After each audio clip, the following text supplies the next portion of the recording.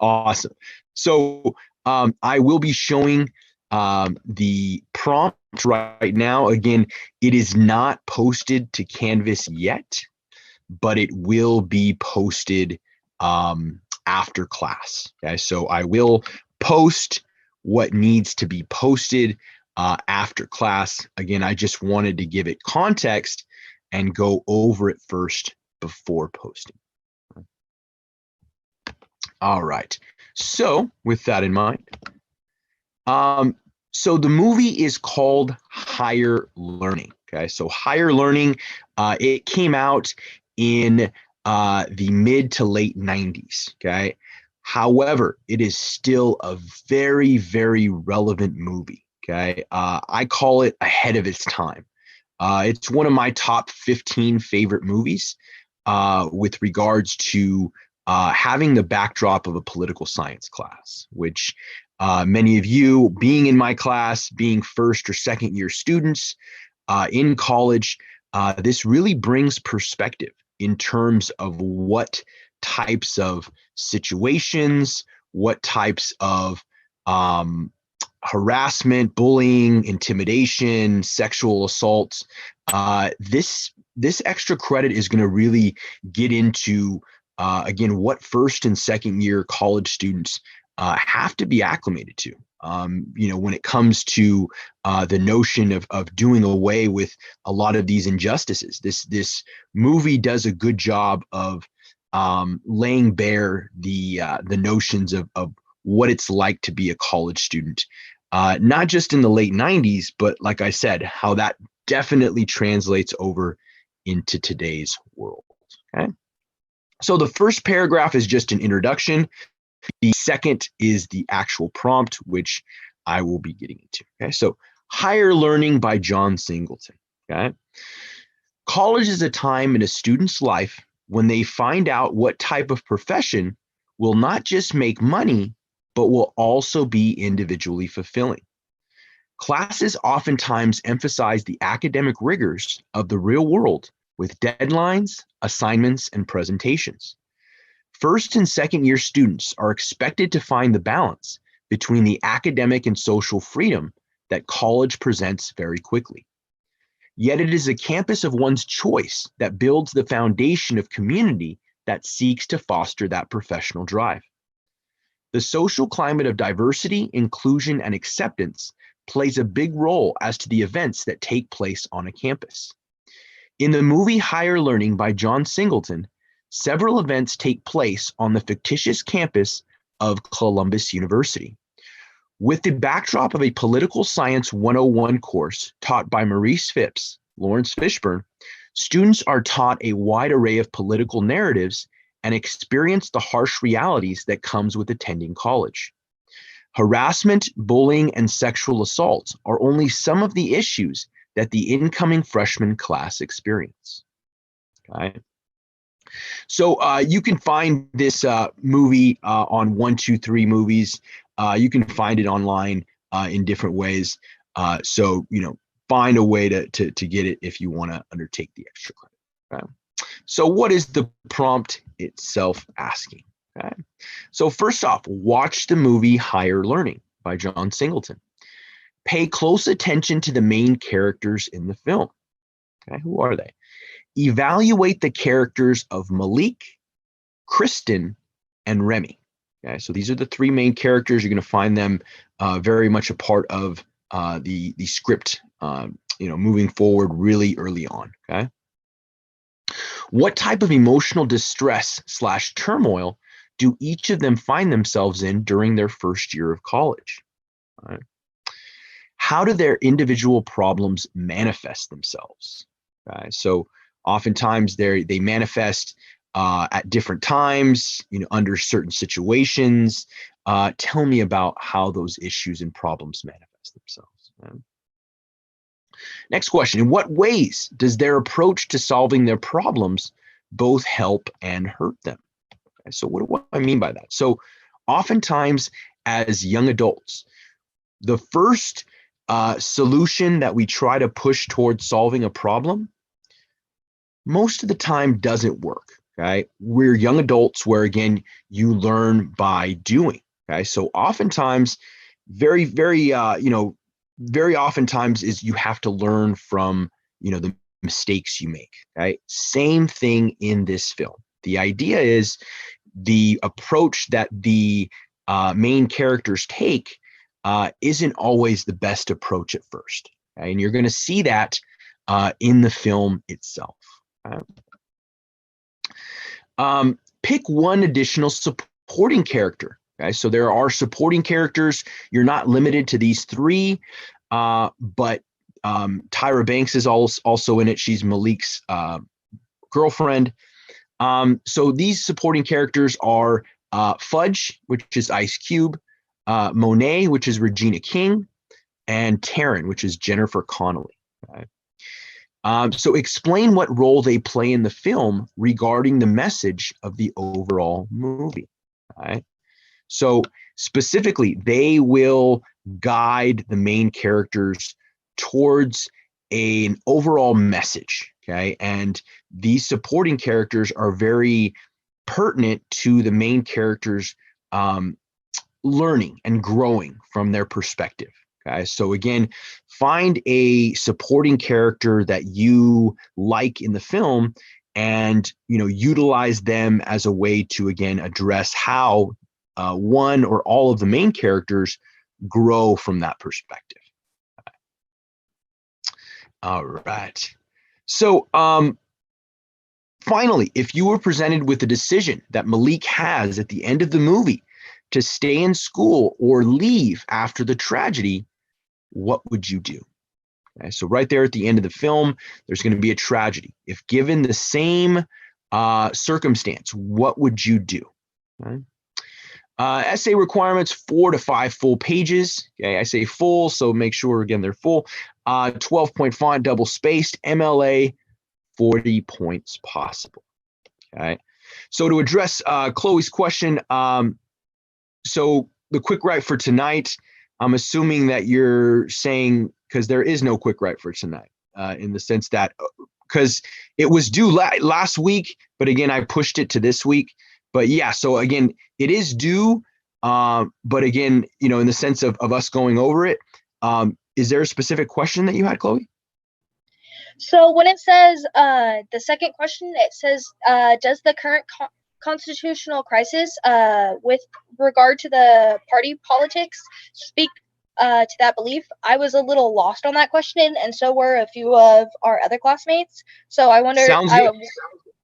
I was wondering if you could go into that more depth. Yeah, no, for sure. So with regards to the constitutional crisis, so when you're talking about the hyper-partisan nature of the way in which the last year has come about with regards to not just, the first impeachment, the second impeachment, you have the Capitol riots, you have hyper-partisan politics from Democrats and Republicans that seem to cause a friction point. So again, when you're talking about constitutional crisis, it means everything in regards to interpretation of the Constitution. When it comes to the circumstance with regards to whether or not the impeachment is righteous or not, whether a Capitol riot, what you need to do in regards to solving that issue, bringing it to the attention of the nature of what you believe in terms of party politics. So again, there's no right or wrong answer.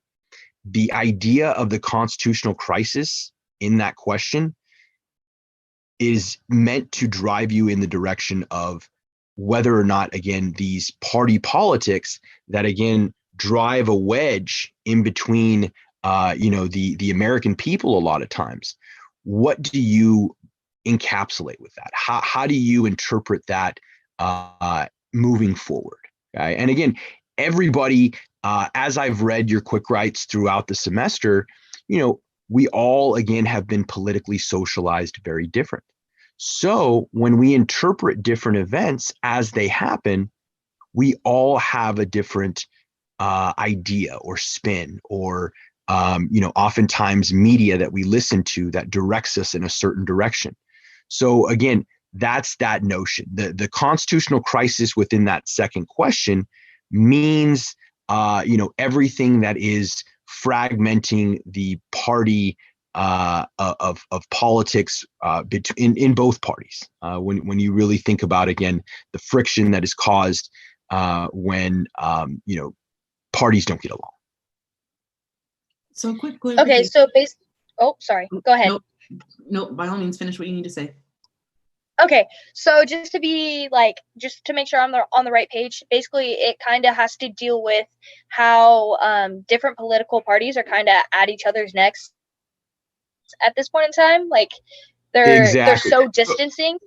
Exactly. So again, looking into whether, again, that is an aspect of party politics that is righteous in its way, or different ways in which you feel that, again, encapsulates what party politics is. So, what you feel in regards to that. So again, you're completely on the right track. It's just I'm anticipating reading everybody's quick writes like I do every week. So, because again, it's one of those things where you get to know your class when you read their quick writes. You get to know, again, what media they listen to, what types of political socialization that they have been exposed to.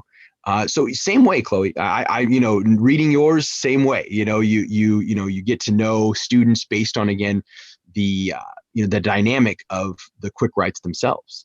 There's no right or wrong answer. It's more just, understanding what, from your individual opinion, how you feel. Okay. Does that make sense? Thank you. Yeah, okay, it does. Cool. Just kind of our perspective. Yeah. And that's what quick writes are, and again, there is no right or wrong answer to any quick write. It's just how well you're able to grapple with both sides sometimes, in the sense of, understanding, making your paper longer, grappling with both sides, and then, eventually coming up with your own conclusion at the end. Again, giving due diligence where understanding, what the dynamics are on both sides. All right, I got another question, Isabella. When you ask about the nature of parties and if we agree on what they produce, could you provide an example? Okay, so utilizing, let's say, George Washington, okay, in the sense of, again, how he felt about political parties. Okay? He was no fan, and for me, in what I feel, obviously everybody has their own opinions. But for me, I kind of agree with, our founding father, George Washington, because, again, it becomes disjointed sometimes whether we are doing things for our party or for our fellow citizen. Okay? When that's our constituents. So sometimes they'll run parallel, sometimes they will run completely opposite of each other. So Jess, we need a revolution, man. With a last name like Castro, man, I'm sure that you've heard some crazy things coming your direction based on any revolutionary entity, I'm sure. Oh man. So Lindsay, do you still have your question, or is it yeah, go for it. So just to clarify, what you've been talking about is the extra credit, correct? Yeah, that yeah, I just went over was the extra credit. So you don't have to do it. Okay, and then the quick write for tonight that's due is the one from 2 weeks ago, yes? Yes. So we didn't, it wasn't due last week because I wanted everyone to focus on the video writing assignment. Right. So that's why I didn't have one due last week. It'll be due this week. Perfect. Just wanted to make sure for the clarification. Yeah, no worries. No worries. No worries. Any other questions, comments, or concerns? No? All right. Well, I am anticipating reading the party politics, to party or not to party. One of my favorite, along with the media one. I like hearing your YouTube channels, your social media influencers, people that I don't know, because obviously the internet is so big. So to get a better grasp of what my students listen to and what they're influenced by, you helped me out in that regard. So I appreciate it. All right. All right. So without further ado, we will get into chapter 8. So chapter 8, specifically titled Campaigns and Elections. Okay, so we just had a huge election in 2020. We've been going over it at times throughout the semester. When we're talking about campaigns and elections, we're going to be talking about the notion of what it takes to run a campaign, the laws that surround how you can obtain funding to run a successful campaign, or sometimes unsuccessful campaigns. Because again, the notion of politics is there are going to be winners and there are going to be losers in every single election. Because again, the nature of the dynamic, one person is going to get more votes than the other. It is a popularity contest in its barest terms in that way. All right. So presidential primaries, specifically a year ago around this time, we were having the presidential primaries. Okay. We had to where the Democrats were vying for who was going to take on the incumbent president, Donald Trump. So that is presidential primaries. Same idea in, let's say, about 2 years. Okay. 2 years, the Republicans are going to choose their nominee. Okay, they're going to start running, seeing who's going to run based on their likability, different things of that nature. So as it stands in terms of what presidential primaries are, they're held to determine a party's presidential nominee. Okay? So again, in 2 years, same notion with the Republicans. They're going to be running their nominee who's going to be running against President Joe Biden. Okay? Eligibility requirements. So president, vice presidents, senators. So 35 years old, 30 for senators, 25 for representatives. In terms of the notion of, again, a natural born citizen when it comes to a president. Okay, so again, in that way. Who runs for office? Okay, so who decides to put their hat in the political arena and run for office? Okay, so not all segments of the population enjoy these opportunities equally. Right?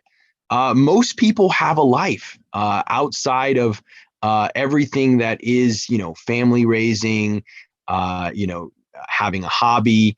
So not all segments really enjoy the luxury of running or have the time, the disposable time to run for office. Mostly of Northern European ancestry and male Protestant ancestry. So that's usually the demographic of the individuals who run for office. Most are lawyers who enjoy a more flexible schedule. Kind of comes with the territories. Lawyers know how to talk. They got a gift of gab. They're good at convincing people, or at least they think they are. So again, flexible schedule, they're able to take on cases or not take on cases. So again, that allows them a flexible schedule to run a political campaign. In the past 20 years, women have seen a tremendous increase in running for higher political office. However, like I've said from the beginning, it's still not on parity. Women are still vastly underrepresented in the national, state, and local arenas when it comes to politics, because there's a lot of notion behind why women aren't empowered to run for office. And I suggest you watch Misrepresentation. It was that film that I had listed in chapter 5 that really explains very well why women oftentimes, through self-objectification, are disempowered in this in this day and age, based on these unattainable ideas of beauty, what magazines are, airbrushes, filters, how this notion of women obtaining this level of what society deems as beauty. I think it really does. The documentary does a service of kind of digesting why women don't run for higher political office. And there's a lot of famous people in that documentary that also suggest that narrative through what media does to women. All right, so primary election, this is an election in which the political parties choose their candidate for the general election. So like I said, when you're talking about the primary, this is going to take place for the Republicans. They're going to start vying for the nominee here in about 2 years, because running for president involves running at least a year and a half, 2 years before the actual 2024 date in November. Okay? All right, so general election, we just had one this past November, the first Tuesday, that determined who would fill various elected positions. Okay, so specifically, that's what the general election did. Okay? So even with the most appealing candidates, today's campaigns require more than just somebody who matches what a leader looks like. You have to have other components to who you are. Okay. Number one, you got to have expertise in polling, political polling and marketing. Okay. Like anything else, it runs parallels. Marketing, you're marketing yourself as a politician, just as you would a product in the business world, because again, it's the likability factor. Do people buy your brand, based on what you're saying? Number two, professional assistance in fundraising and accounting. You don't want to catch yourself, embezzling or doing things that might be financially illegal. So again, you got to make sure your accounting is done properly, or you can be facing some campaign violations through the FEC, okay, the Federal Election Commission. We're going to be talking more about them in a few. Financial management, going along with, again, that accounting. And number four, technological capabilities in every aspect of the campaign. Okay, so the new frontier, obviously, the internet. This past election, everything was, through text message, when it came to various campaigns that tried to get people to donate their money, because again, money is the basis for running an election. And for me, it shouldn't be. The idea of running for office shouldn't mean that you have to have money in order to do well. That's to me, it's a misnomer. But when we talk about what technological capabilities are, it's being where the population is, and they are online, they are on social media, and they are on text message. Okay? And that's where the new frontier of political campaigns are definitely going to be for some time. Political consultants, so they are hired on behalf of the politician. Okay, so the hopeful politician that's going to win their election, they're going to hire political consultants to help them win their elections. Okay, so what do? Okay, they devise a campaign strategy and manage a campaign. Okay, so oftentimes, you have to know your strengths and you have to know your weaknesses. So a political consultant will help you do that. They're going to help you manage what your strengths are and what your weaknesses are. Right? So how do political consultants, how do they find what you need to work on, your strength or your weaknesses? Right? They use focus groups. Okay, focus groups are small groups of individuals, citizens oftentimes, maybe non-citizens, based on, again, what questions they may be asking. but they're led in discussion by a professional consultant, one of those political consultants, to gather opinions on and responses to candidates and issues.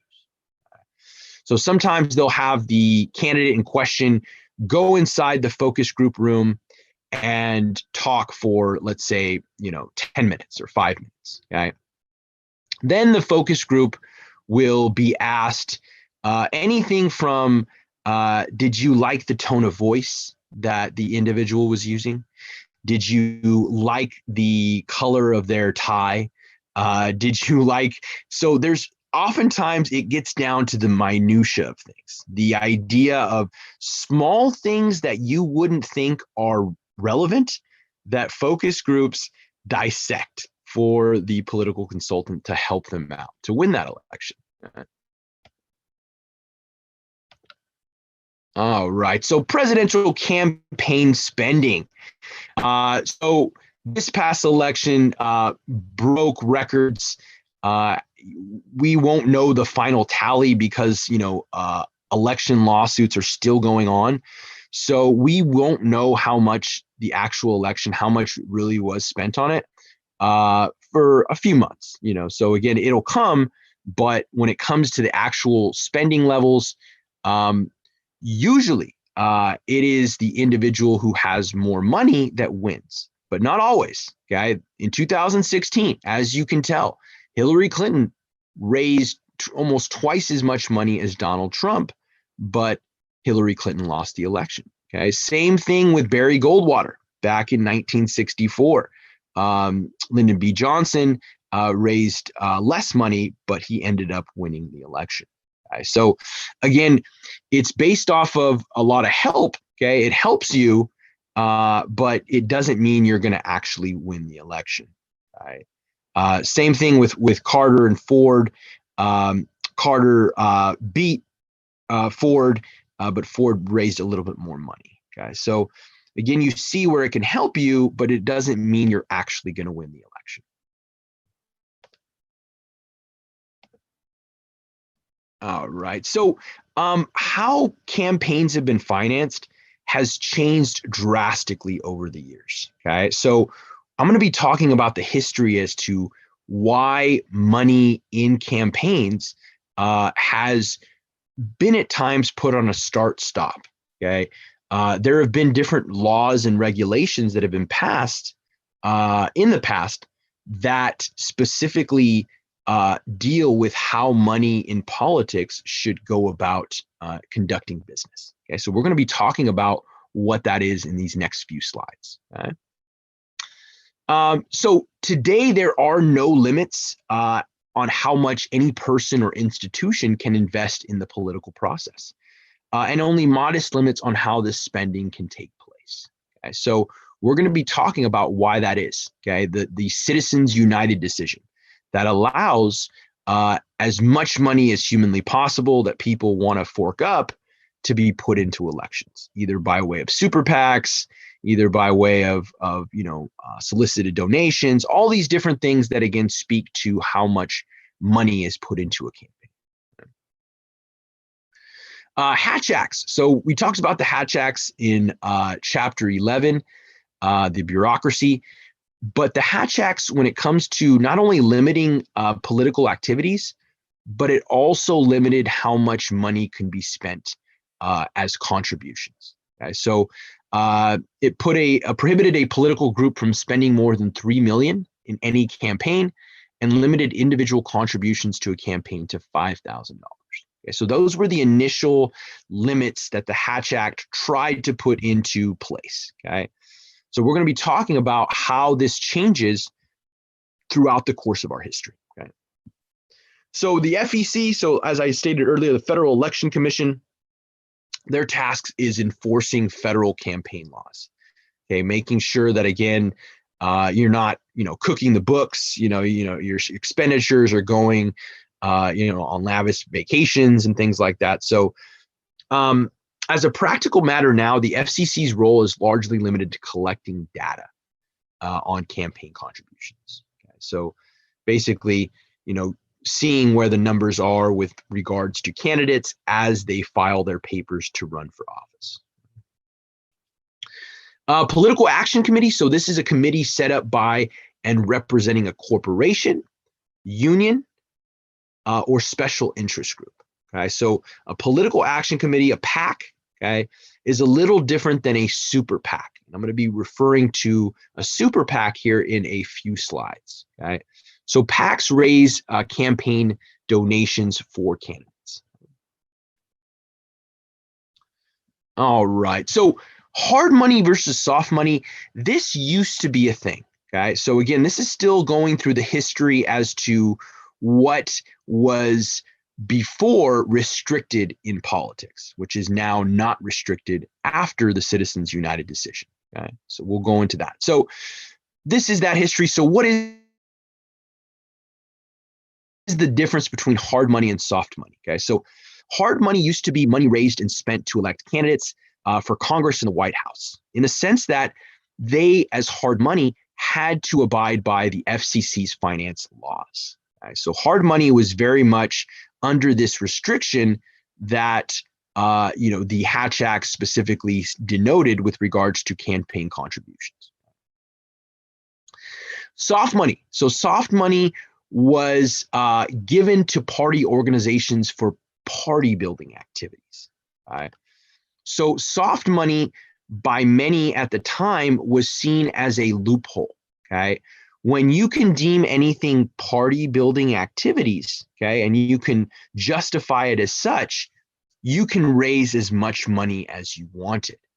Okay, so LBJ, he referred to it as more of a loophole than a law. Okay, so up until 2002, no restrictions were placed on the amount of money, of soft money, that a person could raise in a given election. Okay, so what happened in 2002? Right, so this was where these limits looked to be addressed. Okay, so the late John McCain. Okay, so John McCain and Senator Feingold. John McCain was a very much a believer in campaign finance reform.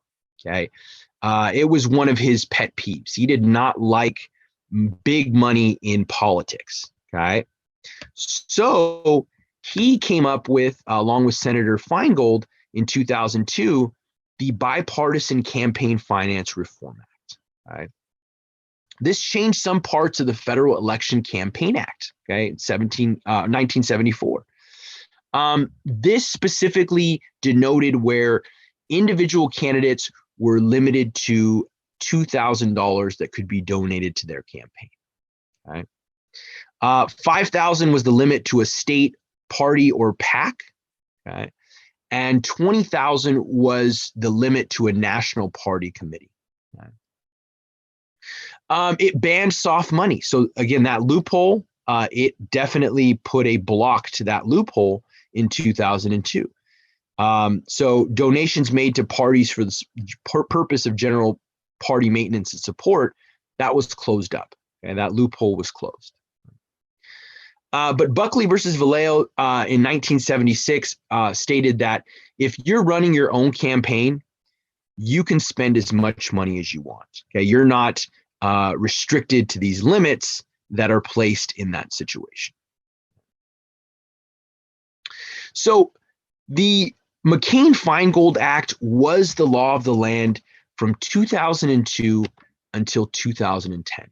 Okay, so for 8 years, you had these restrictions in place that individuals couldn't give a certain amount of money that reached beyond a certain threshold. Right? So what happened in 2010? Right? So right there at the bottom, I'm going to be going over Citizens United versus FCC after going over a little bit of these terms. So an issue advocacy advertising. Okay? So going back to November and October, when we heard, and every election season when we hear these very sometimes annoying political commercials that play over and over and over again, these are issue advocacy advertising. Okay, oftentimes they'll have a disclaimer at the bottom that says, we do not support any candidate. This is not meant to support any candidate. So this is advertising paid for by interest groups that support or oppose a candidate or a candidate's position on an issue without mentioning the candidate, voting, or elections. So again, that's issue advocacy advertising. Soft money we just went over. Independent expenditures, this is going to be unregulated political expenditures by PACs. So unregulated in terms of, again, special interest groups, labor unions, specific to, again, a political cause. Super PAC, guys. So again, PAC, political action committee, super PACs are specific to unlimited contributions. Okay. In the age of Citizens United, super PACs have become commonplace. Okay. Now, citizens can raise as much money as they want to run for a campaign. Okay. Why is that? So in 2010, okay, Citizens United versus FCC came to the Supreme Court. Right? Very, very huge decision in this way. Right? It was along party lines. Okay, so it was a 5-4 decision. Right? The now retired Anthony Kennedy gave the majority opinion on the case. Right? So I won't bore you with reading his excerpt. He is basically saying, putting on par with corporations being people. Right? So corporations are now seen as people with First Amendment rights. Okay, in the sense that their First Amendment rights are protected free speech. Right? So based on this interpretation by the Supreme Court, corporations are seen as people with First Amendment protection, freedom of speech. All right. So what did that do specifically? Ultimately, Kennedy's opinion became the law of the land and transformed Citizens United from what would have been a relatively minor as applied statutory campaign finance decision to a huge First Amendment case that opened the door for huge involvement with corporations, companies that are now, seen as people. Okay, they're protected people. Corporations are now people in the interpretation of the Supreme Court. So Chief Justice John Roberts, he gave a concurring opinion, but when it comes to what his interpretation was, it was completely different than what the majority opinion was. But him being a conservative, he, based on his interpretation of what it is, he ended up siding with the conservative majority in the court. Okay? So specifically, yet in both scenarios, Citizens United won the case, and a Supreme Court majority supported the free speech position over government restrictions. So restriction based on, again, limiting the amount of money that should be in a campaign, where now, after Citizens United, corporations are now viewed as, citizens, people that are protected with free speech, First Amendment rights. So here's a little comic here specific to what Citizens United did. So you got corporations there, you got the fat cats, campaign contributions, and then you have two people in the back. Shh, he's speaking. And then she says freely. Because again, corporations are now seen as people based on the interpretation of the Supreme Court. So it's to me, it's pretty disheartening to feel that it's pretty fascist to put corporations on par with people, in my opinion anyway. So Citizens United in that way kind of rewrote the Constitution based on, again, Citizens United. So we the corporations, because now corporations are seen as people with protected First Amendment rights. All right. So when it comes to the need to garner support, okay, there's a reason why the election for president seems so much longer than we give it credit for. Okay. This need to garner support starts way in advance. Okay. So, like I said, in 2 years, okay, maybe even less than that, Republicans are going to start putting their nominees forward as to who's going to run against Joe Biden. Okay. So, again, this need to garner support starts very early in a campaign that speaks to, again, how that nominee is going to be chosen. So superdelegates, they got a lot of press back in 2016 with regards to Bernie Sanders and Hillary Clinton, based on, again, how superdelegates were able to add weight to the Hillary Clinton campaign at the time. Okay? So what is a superdelegate? It's a party leader or elected official who is given the right to vote at the party's national convention. They're not elected at the state level. So superdelegates, they are party bosses, but again, they're not elected at the state level. So you have direct and indirect primaries. Direct primary is where we specifically decide the party's nominee. Indirect is where delegates are chosen, and then delegates get to choose the party's nominee. Okay, so again, that's the difference between a direct, which we vote for directly, and an indirect where we choose delegates, and then delegates would choose the candidate. Okay, so we go with a direct primary in our state. So we have an open primary here in California.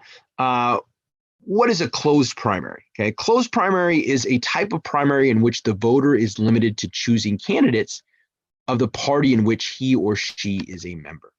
Okay. So if you are registered in a closed primary state, like let's say another state back east, you would only be limited to, let's say if I was registered a Republican, I would only be able to basically vote for the Republican candidates. Same thing if I was a Democrat, I would only be able to vote for a potential Democratic candidate.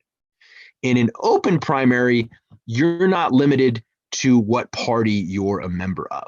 Okay, so an open primary is which any voter can vote in either party primary, but must vote for candidates of only one party.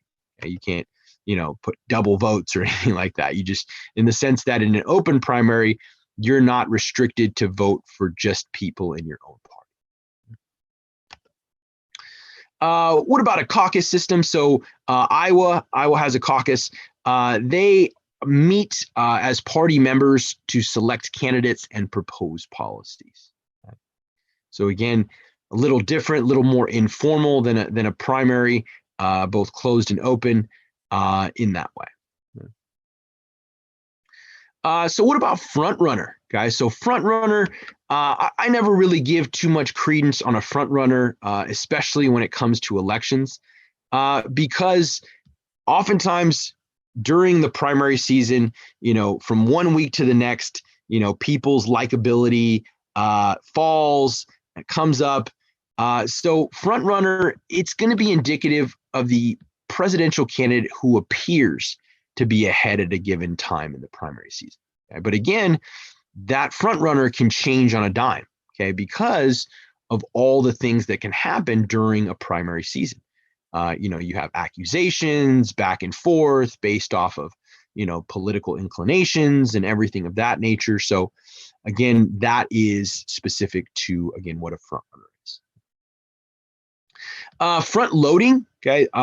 We specifically, as California, decided to front load this past election because we used to have our primaries in June. Okay, so last year, June, we would have had the primary. We moved it up to March. Okay, we moved it up to March because we wanted to have a bigger impact as to what California's votes would come up to. Okay. Whenever we'd wait till June, there'd usually already be a candidate that was already far ahead, that it was more just a rubber stamp.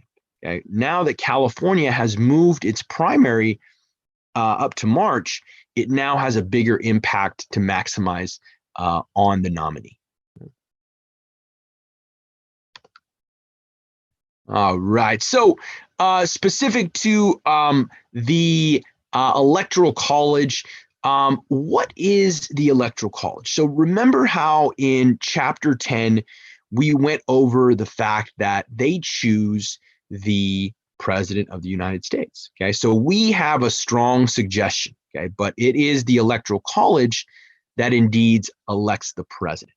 Okay. So how are they chosen? Okay. As electors. Okay. So specific to credentials committee, okay, they have to be vetted as to, again, determining which delegates will participate.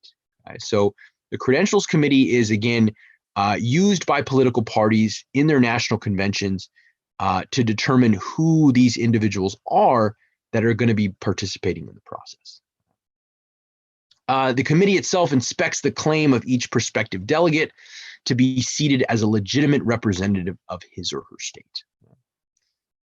Then you have an elector. Again, what is an elector specifically, again, to what the Electoral College is? It's a member of the Electoral College which selects the president and vice president, and each state's electors are chosen in each presidential election according to state laws. So again, every state gets to choose who those electors are based on those state laws that are written.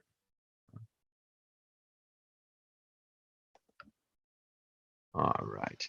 So how are elections conducted? So if in November, if that was your first election, right, you may have been surprised to see, what a ballot looks like, okay, how you bubble it in, all these different things of again, who you're voting for, what office you're voting for. Okay, so oftentimes, what does a ballot look like? That's very political. We didn't think about that, but every state gets to determine what their ballot looks like in the sense of how it's presented to the citizenry. Okay, so what do I mean by that? So you have two different ballots.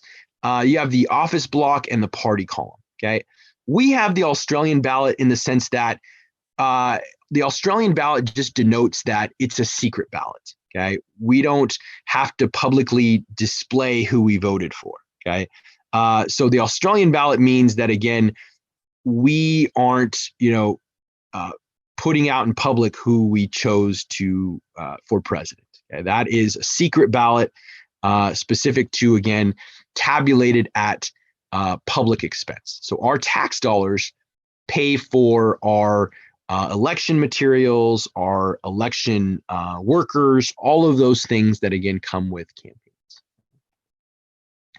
So again, what do the ballots look like? There are two different types, office block and party column. What do they look like? So right here, office group and party column. So this is the election in 2000. Okay, so many of you may not have even been alive in 2000, the year 2000. So what does it say? So in 2000, you had Al Gore and George W. Bush running for president. Okay, so in an office group ballot, this is how the 2000 ballot would have looked like. Okay, we in California, we utilize an office group ballot. Okay, office block. So again, you see where in every position for office, you get to bubble in who you feel would fulfill that role best. Okay. Where on a party column ballot, you are emphasizing more of a party. Okay, rather than an individual candidate in an office group. Okay, so again, here you're more utilizing the strength of the individual candidate. Okay, in a party column ballot, and again, this is the same election. Okay, it just looks different as a ballot. In a party column, you are emphasizing party over an individual candidate. Okay, so in a party column, all you have to do would bubble in one bubble, and you would vote for all. Let's say if you're Republican, all the Republicans. If you bubble in the Democratic, you're going to vote for all the Democratic candidates. So again, in the emphasis, how it's presented to the public is very political. Okay, so different states get to, again, adjust how they display the ballot to the citizenry. All right. So when it comes to the coattail effect, okay, so this oftentimes is reflective of how well a presidential candidate will do based on, again, how well other individuals within their party will also do. Okay, this is referred to as a coattail effect. One second. So Matt asked, is it just me or is it concerning that there's people who voted solely for their party and not their beliefs? I agree. Isabella like took the words right out of my mouth. Highly concerning. Yeah. I mean, again, the notion that, again, especially with regards to the quick right that's due tonight, voting solely for party and having one's loyalty to a party rather than, a general notion of ideas, their own beliefs, the notion of how they feel that, things should go about, that, the D or the R behind their name, pushes a lot more weight than, their own individual ideas. And that is concerning to me.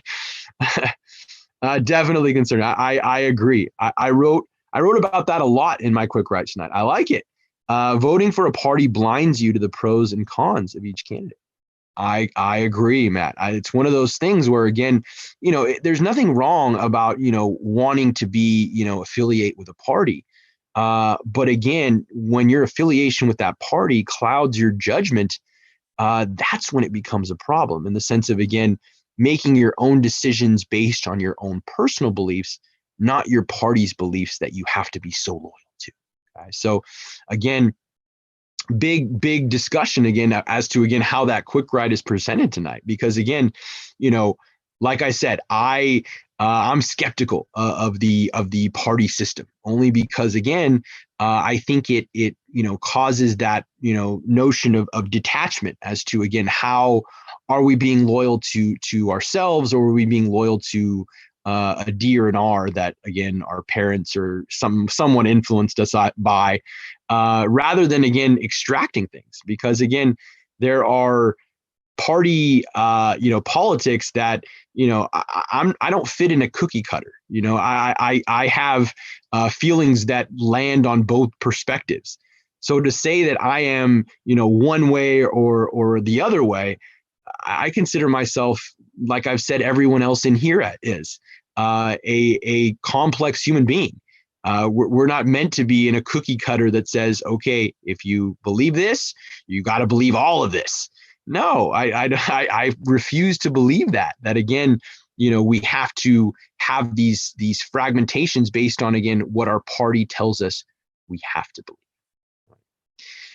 Jesse said you can blame social media and these influencers. Oh man, I agree. I as much as people give me stuff for not liking Jake Paul or Logan Paul, I can't stand those dudes. From the beginning I just couldn't stomach them. But again, a lot of people like them. I'm not going to say that's not a bad thing. But again, it's just crazy to me. It almost feels like these parties are modern cults, but to a lesser extent. I would have to, again, based on, again, what I feel like party politics becomes like a religion, because, again, it clouds judgment based on, again, how one may feel, even if they do feel outside of their party's box, in terms of how they're supposed to feel. So, right, pick a side, guys, right? This old guy or this old guy, but you have to love them and this party. Yeah, no, I feel you. Like I said, Jesse and Matt, like you completely, it's one of those things where, again, clouded judgment sometimes, makes us to, again, not really, realize that, again, they're pushing us to join a gang. They're saying, hey, you got to join the Democrats or the Republicans. You have to, you just have to represent red or blue. I'm sorry. Yeah. Red. Or so again, yeah, it's just kind of, that perspective again, where, again, we're better than that. We're complex human beings. We don't fit in a box that, says a party lines us who we are. We are we pick and choose what we are. We don't, say, oh, we fit in this block, we fit here. But again, everybody has their own perspective. Everybody does. So voter turnout this past election was great. In years past, it has not been so great. Okay, like I said, very few times that voter turnout is, on the day of election where people are actually casting their votes. Okay, this also includes mail-in ballots. Based on, again, every state. State laws based on elections. And again, there's a lot to be said, I guess, on the Georgia law, okay, that is getting a lot of flack on basically from both sides. When you're talking about, again, the Georgia law, Republicans pushed through their state, where again now certain corporations are now boycotting the state of Georgia, okay, based on that stance. So again, that's very political. When people call for boycotts and losing financial funding in different ways to corporations that are saying, hey, do this, it's one of those things where again it does become political. And whether again people vote or turn out makes it to where again how easy is it for people in that state to actually vote? Okay, so again, there's that rub. How easy or how difficult is it for certain people based on having an ID? Because again, not everybody drives. So again, when it comes to a driver's license, sometimes everybody doesn't have one. But again, it's one of those things where again, it's very political. It's getting very raw. Coca-Cola, the MLB. There's a couple other, corporations that are, going after Georgia in that way. And Matt says bipartisan politics makes it easier for people who don't understand politics, but is detrimental to those who do. So bipartisan, that's in this day and age, Matt, that is a naughty word. Because again, bipartisanship is just it's gone by the wayside. There's oftentimes not as many let's say John McCain Republicans that say, hey, let's meet in the middle, let's start talking, let's have dialogue. And same thing on the left side. There's a lot of fragmentation that goes in with these proud politicians that don't want to meet with the other side, which isn't good for any of us, because again, in the end, we're the ones that suffer, because if nothing's getting done or if very little is getting done, besides a lot of bickering, we're the ones that are caught. All right, so midterm elections, this is going to take place in 2022, okay? So this is where the president is not on the ballot, okay? So in 2022, okay, when Joe Biden is 2 years into his term, a midterm election takes place, okay? Oftentimes, it depicts a vote of confidence or no confidence in the current president, okay? So oftentimes, their party will either see gains or losses. Most of the time, a midterm president will receive losses, okay? Based on, again, history that has said, oftentimes, there's a big, pendulum push that kind of rushes the other way, where, I don't think it's going to be any different in 2022. I think, the Republicans will probably win back the Senate, and gain a few seats in the House of Representatives.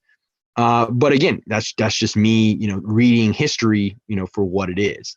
So again, seeing all those different nuances that again speak to how a midterm election, comes to the forefront. All of the House of Representatives is on the ballot, and a third of the Senate is also on the ballot. Voting age population. So this is anybody that is 18 to 100 and God knows what. Okay, there's several of them in our country that again are 100 and awesome. I hope I live that long. But that would be considered the voting age population. Okay, the number of people of voting age living in the country at any given time, okay, regardless of whether they have the right to vote. Okay, so voting age is different than voter eligible population. Okay, voter eligible is if you actually enjoy the right to vote. Okay, so many of you spoke on that topic in our quick write a few weeks ago, whether or not ex-felons should be given the right to vote. Okay, so again, that notion, again, pushing its way where, again, voter eligible is very different from state to state. Does that state allow ex-felons to vote?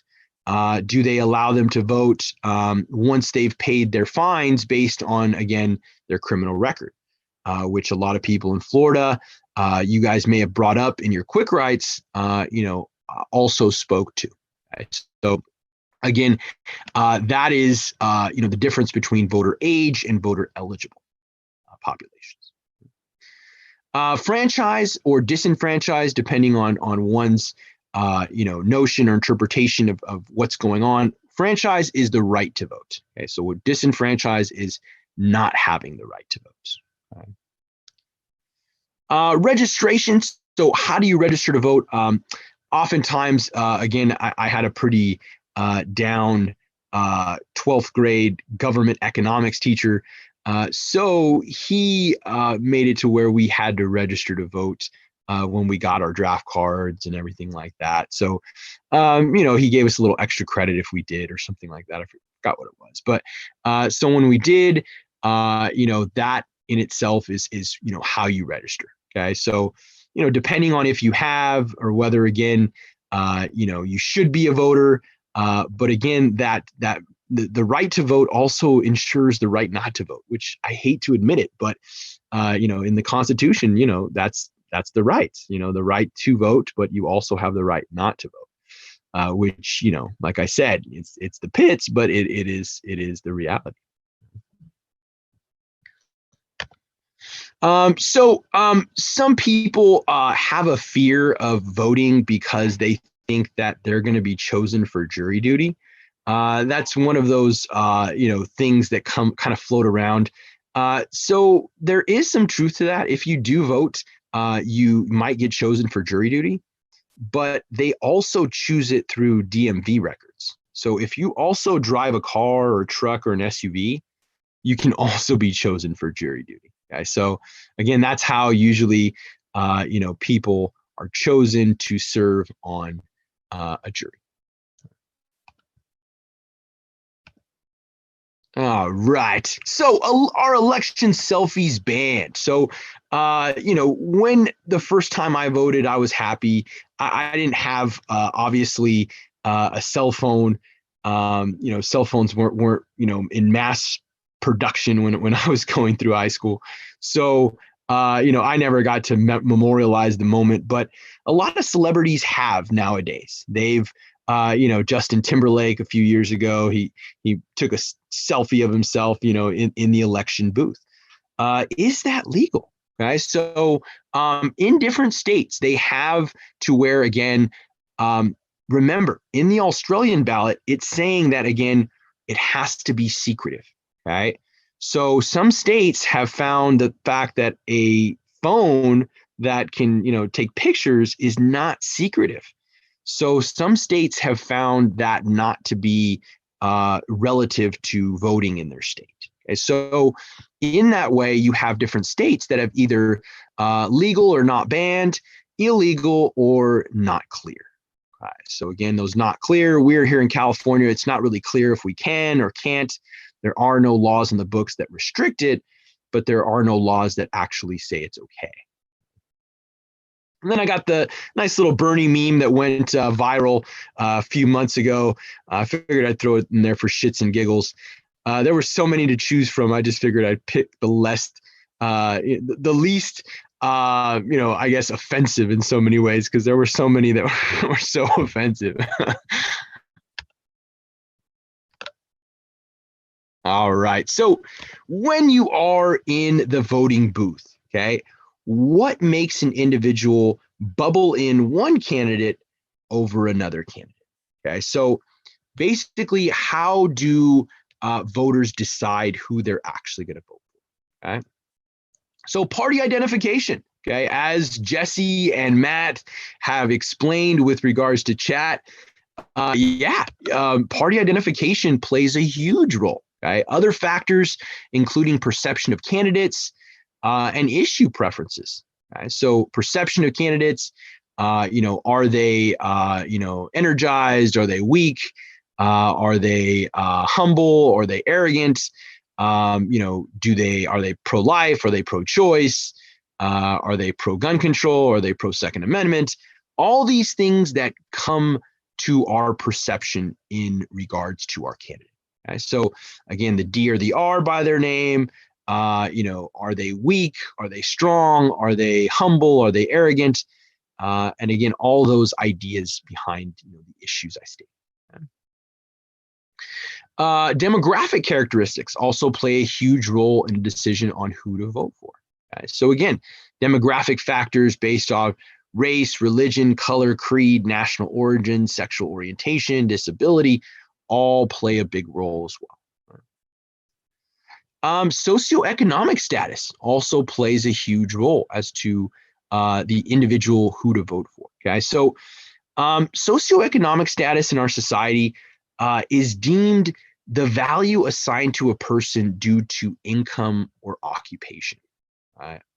So I find a big problem with this because socioeconomic status comes in two different forms, okay, which is old money, and new money.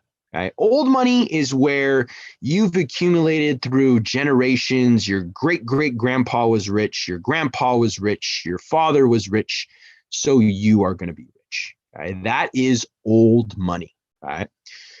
New money is where, kind of depicting the fact that you have taken yourself up from your own bootstraps. Okay, you found a hustle in terms of a specialized skill that you have that's made you a lot of money. Okay, so whatever that may be, that is indicative of new money. Okay, so I find there's a huge difference. Okay, when it comes to one's ability to claim that they are of a high socioeconomic status. Did you do it yourself? Okay, new money. Or did your great-great-great-great-grandpa, was he rich and he had a lot of money and now you're rich? Okay, so again, there's two different perspectives as to, again, that's denoted through socioeconomic status. So again, a professional person with a substantial income, for example, has a high socioeconomic status. I don't put too much credence on that as well. Me as a person, I like quoting, believe it or not, one of my favorite movies is Fight Club. And when it comes to Brad Pitt, in his famous quote in the movie, he says that things you own end up owning you. Okay. And when it comes to that notion of, again, what our society produces, I just feel that becomes more of the case. Okay. So, it's not a bad thing to own nice things at all. But again, know that there is, that distinction. Are those things that you're looking to own, are they owning you so much that they're anxiety ridden you, or how much they cost, or, keeping them clean or keeping them up to date, all these things that come with, owning nice things. All right. So when we are talking about the quick write tonight, so this is the quick write specific to, it'll be due next week. Okay. So next week, which is the 13th, what am I asking in these three questions? Okay. So as I stated earlier, okay, so Citizens United has made it to where we now have the ability to raise and spend unlimited sums of money from corporations, unions, and other associations and individuals. Okay? So as we look towards the future, right? So maybe 2022, 2024, it's right around the corner, ladies and gentlemen. I promise you, it'll go by faster than we think it will. Okay? Meaning, looking towards the future, have or would you give time/money, because time is money in capitalism, to a political campaign? Okay, so meaning, have you or would you phone bank, walk precincts, all these different things. And again, it's not saying that you are going to do that, but again, how politically active are you in the sense of what for a campaign would you be willing to give up as a person? Okay? Number 2, do you think there should be limits to what people or corporations should donate? Right, so again, based on the notion of what Citizens United is, do you think it's fair or unfair? Again, I'm not one to say one thing. I have my opinion, but again, money is the root of capitalism. So when you say a one's bigger voice based on, again, how much money they have, it's free market. So again, some people truly take that to heart also with politics. So again, there's no right or wrong answer. It's just, based on opinion. Right? And then number 3, should money be taken out/limited in a political election? So again, based on, that notion, should money be taken out or limited in a political election? So, and it's funny, I like this quick right, because there have been times where students or faculty will say, hey, Chavez, why don't you run for office? And I say, yeah, when money gets out of politics, then I'll run for office, which it's never going to happen. So again, it's one of those things where you throw it in there and say, hey, that's where they know where I stand. It's one of those things where the person with the most money isn't always the best candidate. And I feel like there's a lot of middle class, working class individuals that would make great leaders. They just don't have the time. They don't have the money, but again, they themselves have the personality and the clout and the energy to do it. But, when it comes to the money aspect, it's one of those things. All right. So before I let everyone go, are there any questions, comments, concerns, or issues that I can answer?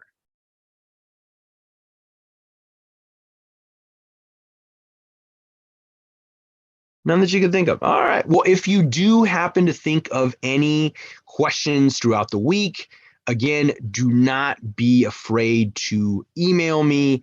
Let me know what the situation is so that I can help you in that way. Okay. And like I said earlier, I will be posting the extra credit prompt after class. Okay. So I'll be posting that right after class so that if you want to, you can get started on that. So I won't post the video to it, but I will post the prompt and you can look through the internet to find the video itself. There's a lot of copies of it on there. All right. Have a great rest of the night, everyone. Again, anytime you need any questions answered, I will gladly do that. Other than that, have a great rest of the week. Stay happy, stay healthy. Peace.